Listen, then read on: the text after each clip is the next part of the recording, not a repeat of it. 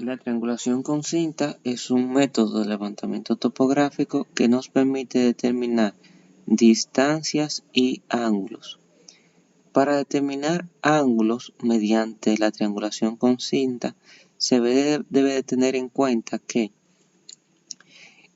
esos valores que ustedes pueden ver acá, en esta metodología le conocemos como R.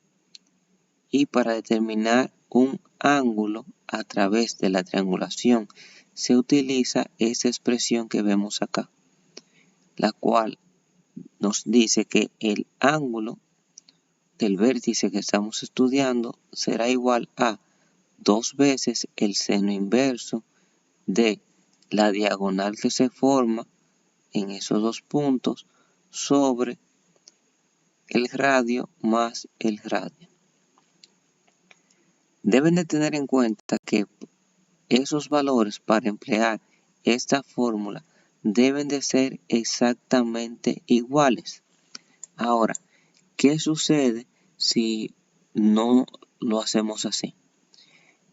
En caso de que esos valores no sean iguales, puede resolverse mediante la fórmula de ley de coseno.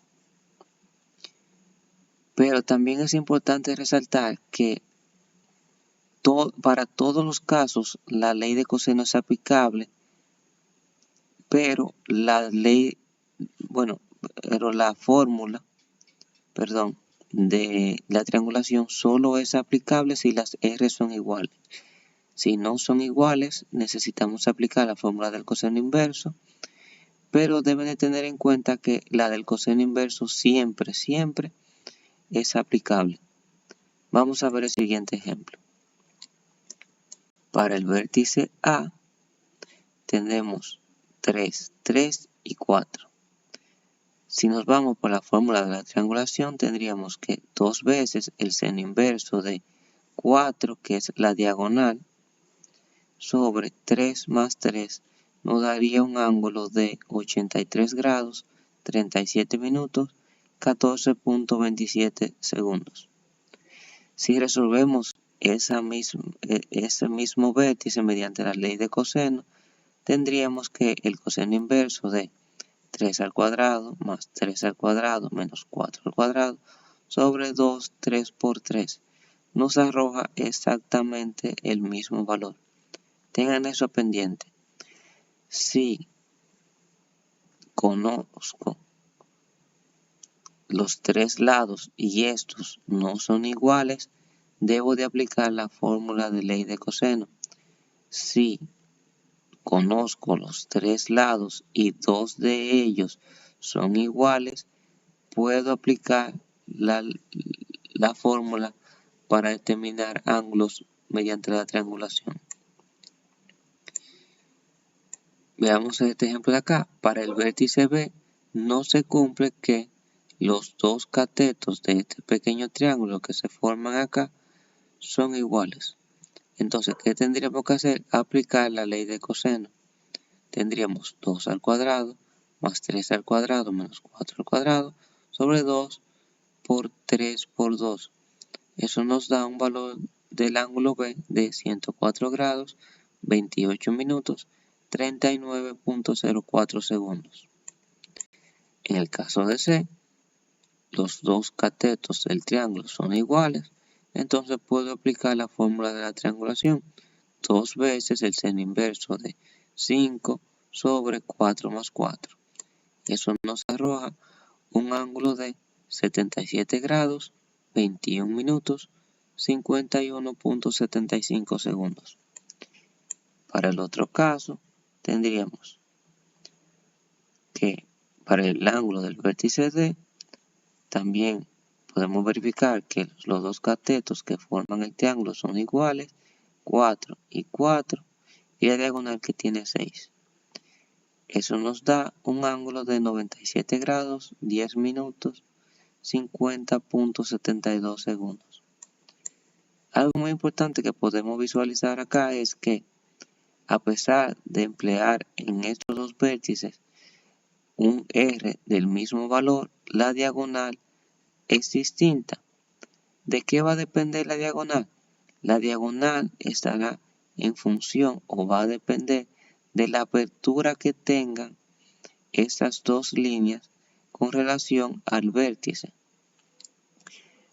Ustedes pueden tener, por ejemplo, asimismo 4 y 4 e imaginen que esa línea, en vez de cruzar por ahí, cruce por acá, mucho más cerca. Puede ser que aquí tengan un valor de 1 o 2. Lo importante es que para trabajar el ángulo interno mediante la triangulación, los ejes deben de ser iguales. Y si no son iguales, empleamos la ley de coseno. Bien, una vez determinados todos los ángulos internos, debemos de verificar la sumatoria de los mismos. Se conoce que la sumatoria de los ángulos internos de cualquier polígono viene dado por la expresión n-2 por 180, donde n es la cantidad de vértices que tenga el polígono. En este caso, si realizamos la suma de 83, 104, 77 y 97, nos daría una sumatoria de ángulos internos de 362 grados, 38 minutos, 35.78 segundos, lo que difiere de la sumatoria de ángulos internos que debe de ser igual a 360 grados. Ese valor por exceso que se nos presentó para este ejercicio es lo que se conoce como error angular. Y la corrección de un error angular estaría en función de más o menos entre la cantidad de vértices.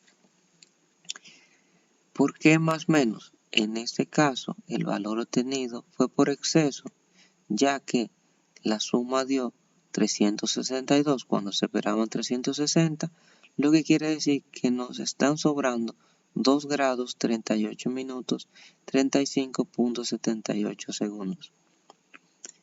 Esos 2 grados, como no sabemos en qué vértice se cometió, lo que se hace es que se reparte en partes iguales.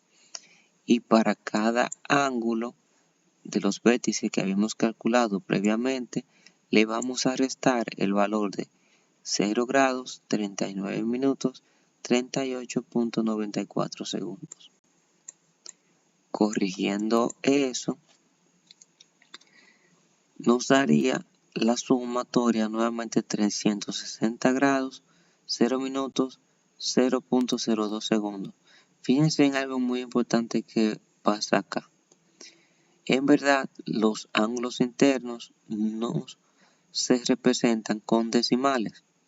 Deberíamos primero haber redondeado o simplificado esto llevándolo a una sola unidad. Pero en caso de que tengamos un valor así, podemos decir que no nos afecta tanto, ya que tenemos un lugar antes de su valor. Pero en dado caso que lo deseemos corregir, como es un valor que nos queda todavía por exceso, se lo debemos restar al ángulo mayor, ya que se puede sobreentender que sería el vértice donde más pudiera cargar con los errores. Una vez corregidos los ángulos internos del polígono, podemos dividir el terreno en dos triángulos y aplicar la fórmula que teníamos del ejercicio anterior para triángulos no rectángulos.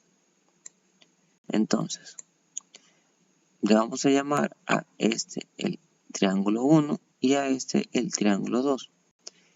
Y ya simplemente basta que tomemos los valores corregidos de los ángulos comprendidos entre esos dos catetos. Dígase que trabajaríamos con el ángulo A y con el ángulo C. Entonces, para este caso tendríamos un medio de A, que sería 18, por B, 24 por el seno del ángulo A, siendo el ángulo A 82 grados, 57 minutos, 35.33 segundos. Resolviendo esa expresión nos quedaría que el área de esta parte de la figura sería 214.37 metros cuadrados. Para el otro triángulo tendríamos un medio de A por B por el seno del ángulo C. Y el ángulo C corregido es de 36 grados, 42 minutos, 12.81 segundos. Bien, resolviendo eso tendríamos 214.10 metros cuadrados. Y para determinar el área total, basta con sumar el área 1 más el área 2 y eso nos arrojaría un valor de 428.47 metros cuadrados.